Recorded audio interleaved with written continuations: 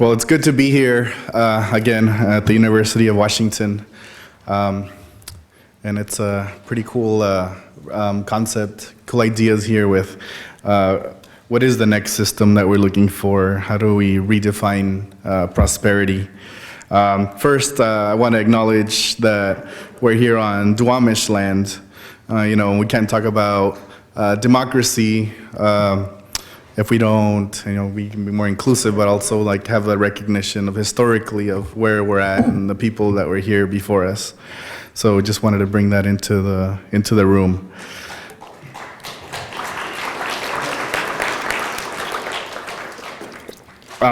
Oops. So somebody asked, they saw me wearing this boycott Driscoll's sweater. Which, if you don't know, I'll give a quick wrap up. There's a farmworker union, independent farmworker union that organized in Skagit County up north, maybe like an hour, in 2013. They have 500 members now, mostly Mixteco and Triqui people from Mexico. They've been taking on this fight for the last 3 years of boycotting Driscoll's, which is one of the world's largest food distribution corporations. And we talk about, if I relate it to democracy and this movement that we're all trying to take a part in, what does that really look like? And again, earlier I spoke a little bit about the people that have been just most marginalized in this current system, farm workers and immigrants being some of them. And we're talking about changing governments and structures. What is the process? What is being an undocumented person? How do we engage into this process of democracy and changing governments?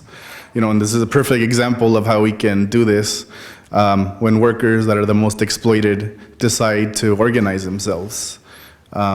People that have been forgotten about for history and been displaced by unjust laws or racism, you name it, climate disasters. These are the folks that really have been showing me what really real democracy looks like, about sacrifice, about giving. Yes, it is part of it is about government, but is also about creating a movement.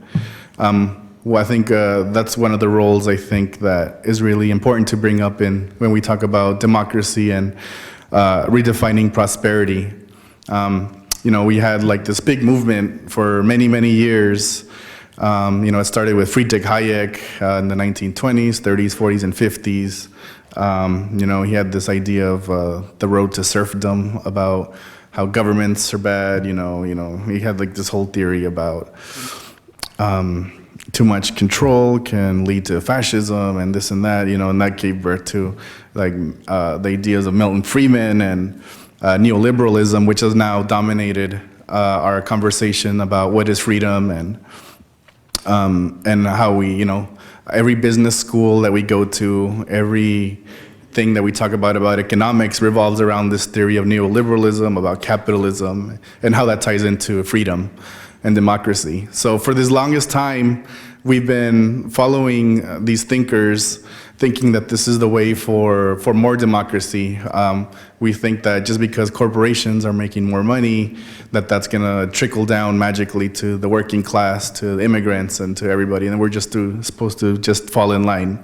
But obviously, we wouldn't be here. We thought that was true. There wouldn't be movements such as Familias Unidas por la Justicia rising up. And this is not just happening in a vacuum. Immigrant movement has been happening for a long time. The struggle for economic justice has been happening for a long time. The struggle for Black liberation has been coming on for a long time. The Native American struggle has been here for a long time.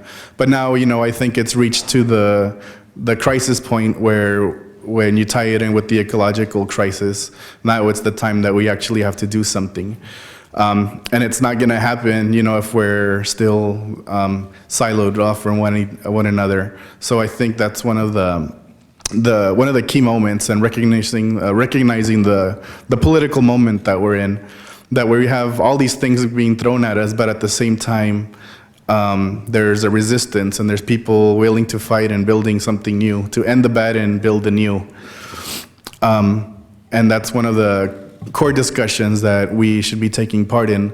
You know, how does economic democracy, ending with capitalism, look like? And at the same time, you know, we can start talking about how do we end racism, about how people have been exploited and abused racism in the economic model that we have now, how sexism and patriarchy plays into our economic system. So, you know, it's a big, deeper conversation to have when we talk about democracy and what real democracy looks like. You know, I'm not an expert or anything, but, you know, one of the things that really motivates me is just the ways that people get involved in what they define as democracy, whether it be movement assemblies in their communities or anywhere in their regions, whether it be in marches, whether it be just in house meetings, just everywhere, just sitting around your family table and just discussing what's happening in each other's lives. So, you know, there's this bubbling up everywhere about, you know, there's something wrong, but how do we create something new? So I think that's one of the roles that I feel that community organizations such as Got Green and Community fail to kind of, you know, build that collective and analysis to provide this voice that's been excluded for so long from these discussions about what real democracy looks like.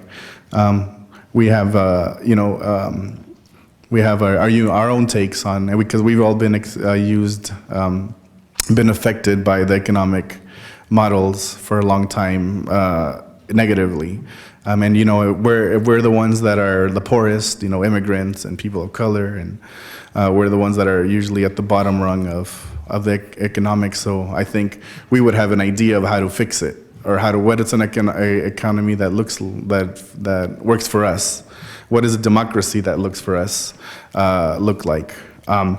So a lot of the things that we try to do is, you know, tie in all these movements of liberation, this thought of liberation and this process, creating a new process where we all can participate as equals.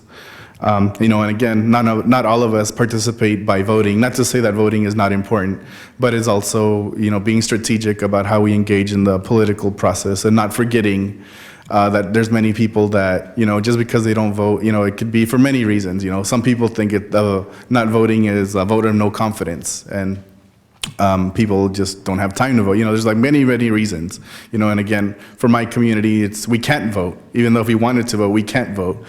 So we have to be creative about the ways that we can get involved and start changing systems.